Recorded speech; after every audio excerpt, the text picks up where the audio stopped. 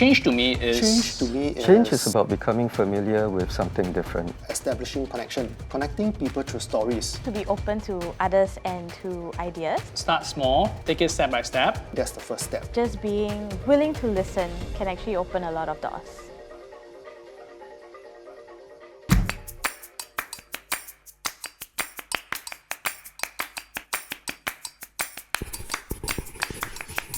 My name is Shen Xiang. I'm the CEO of Blossom Society. We are a youth organization that promotes kindness and gratitude through youth volunteerism. Many of our programs deal with seniors engagement and environmental sustainability. But actually what we are looking for is to focus on youth character building and values through volunteerism. Something we did recently was the Planting Trees of Harmony project, which was about taking efforts to plant trees that will provide shade and greenery for our future generations. We thought this would be a great opportunity for us to work with people from different cultures and backgrounds. So we had a team from Dr. Share of Indonesia who worked on the project on their end. We planted trees in parallel to each other.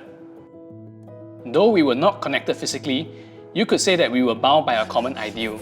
I think it achieved what our starting goal was, which was to create cross-cultural connections regardless of faith, ethnicity, and nationality. But I believe that we need to always just take action no matter how small it is. For example, like planting of the trees. You might not see anything at the start, but eventually something will come of it.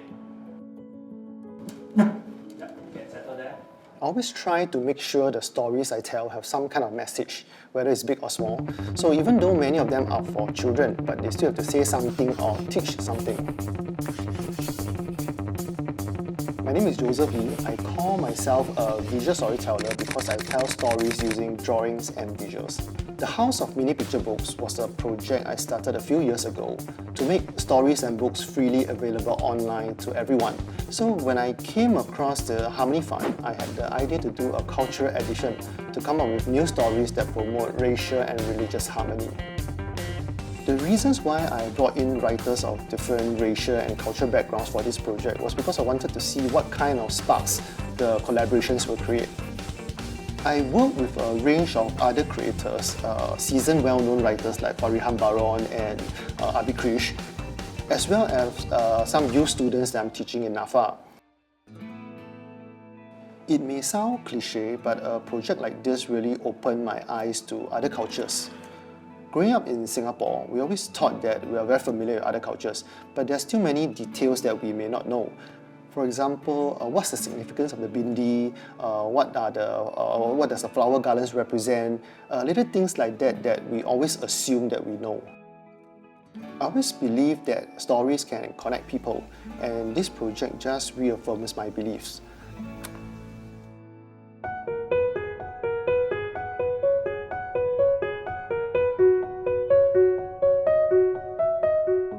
Despite Singapore being such a multicultural society, we feel there are still gaps that could be filled, especially when it comes to communication, understanding, and even dialogue. Hi, I'm Basil. And I'm Beverly. The key reason we started Being Bridges was to help facilitate interfaith dialogue, to be that bridge between people of various beliefs. Having people make the first step is always the hardest. That's why we are always brainstorming and coming up with ways to make such dialogue as accessible as possible. One of our projects of note is the Being Guest virtual reality project, where it's a VR tour of different places of worship around Singapore.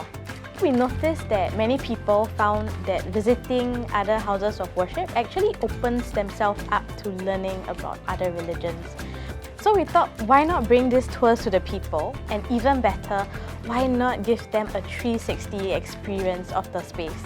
It allowed users to see, hear, and almost feel the space like they're there in person. With interfaith conversations, one of our biggest challenges is people's preconceived notions and the fear of the unknown. The more we connect with each other, the smaller the world becomes in a good way. I believe change is also about knowing exactly what to change. And that requires listening, the willingness to listen, especially without judgment. I mean, you don't have to change the world, but every action you do matters.